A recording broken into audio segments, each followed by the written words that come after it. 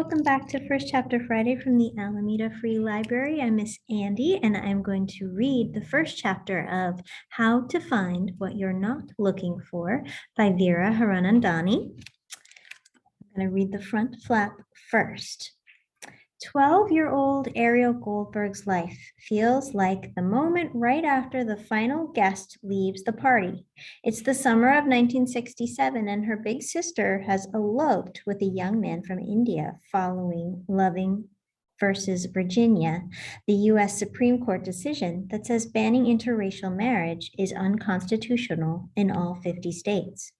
Ariel's Jewish parents don't approve, and soon her sister disappears into the bohemian New York City of the 1960s. Back home in Connecticut, her family's Jewish bakery runs into financial trouble, and Ariel is diagnosed with a learning disability. As change becomes Ariel's only constant, she's left to confront both her family's prejudice at home and anti-Semitism at school, honing something that will be with her always, her own voice. Let's dive right in to the first chapter, How to Be the Lazy One. It's harder than you think. First, lie on your messy bed wearing your Wonder Woman pajamas that are too small because you've had them since you were 9. Then watch your older sister, Leah, pin up her hair for dance class. She sits in her black leotard at the small white vanity, her back straight as a board, a magazine cutout of Paul Newman taped to the corner of her mirror. She uses at least 15 bobby pins for her bun. Count in your head while she sticks the pins in. 1, 2, 3. She's rushing because she has to be on the number 4 bus by 9 a.m. for point class at Madame Duchamp's Dance Academy. She dances there every day except Sunday.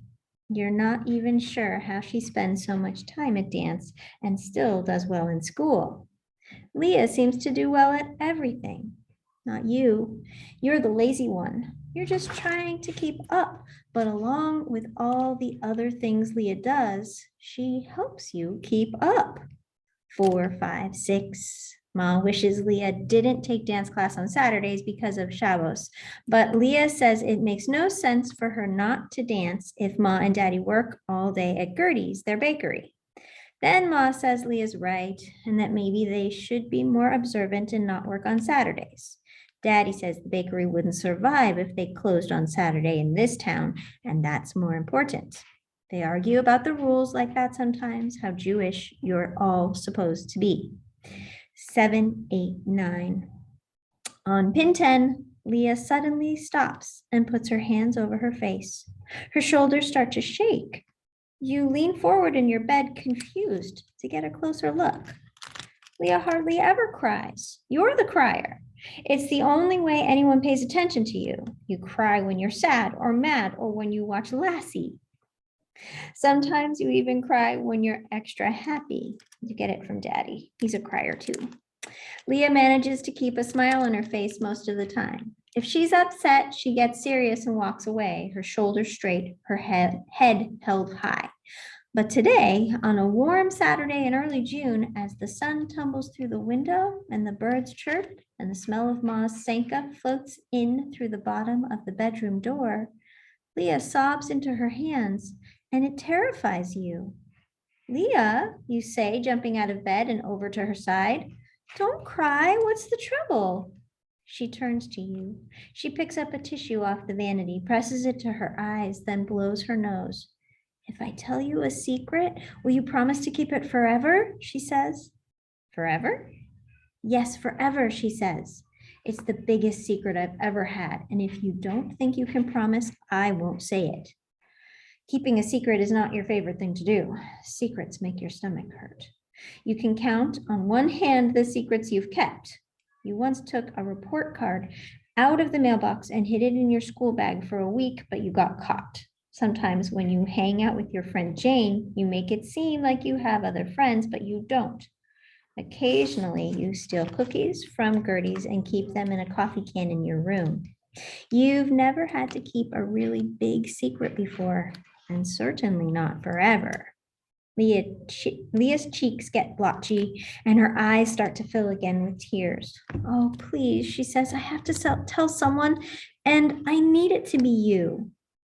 Leah's saying she needs you. Is there anything more special than that? Maybe if you know her secret, some of her specialness will spill over on you. She bites her lip and grabs your hand. Okay, you say, taking a deep breath. I promise. She holds up her pinky and wraps it around yours. Oh, Ari, something crazy has happened.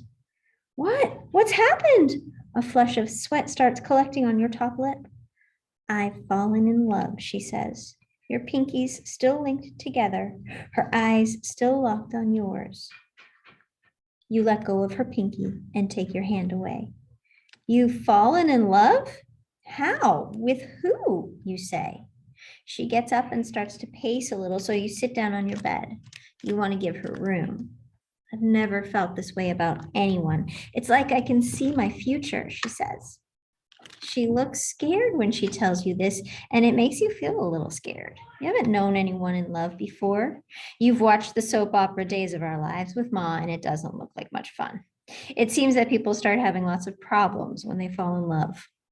If you think about it, you've been noticing some odd things about Leah, like the way she hums a tune everywhere she goes, even when Mom makes her clean the bathroom on Sundays. She wears her best clothes every day. She leaves a trail of Chanel No. 5 behind her, and she never used to wear perfume. She always seems to be thinking of something else. Who is he? Do I know him? You ask her. As she walks back and forth, she tells you that the boy she's in love with is not a boy at all. He's a young man about to graduate from college. He already enrolled in graduate school this fall because he wants to keep studying and doesn't want to get drafted into the Vietnam War. She met him 6 months ago at Rocky's Records in town.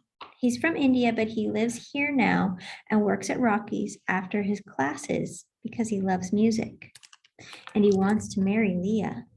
Married? Now? You can't be serious, you say as your heart pounds in your ears. You don't know what any of this means, and you don't want anyone to take Leah away from you. How would she have any time to be your sister if she got married? It makes you want to give her secret back. I'm 18. Ma got married at 18, she says, her eyebrows turning angry. Lots of girls get married at 18. She presses her hands to her cheeks as if she's trying to hold herself in. I suppose so, you say, still thinking she's lost her mind.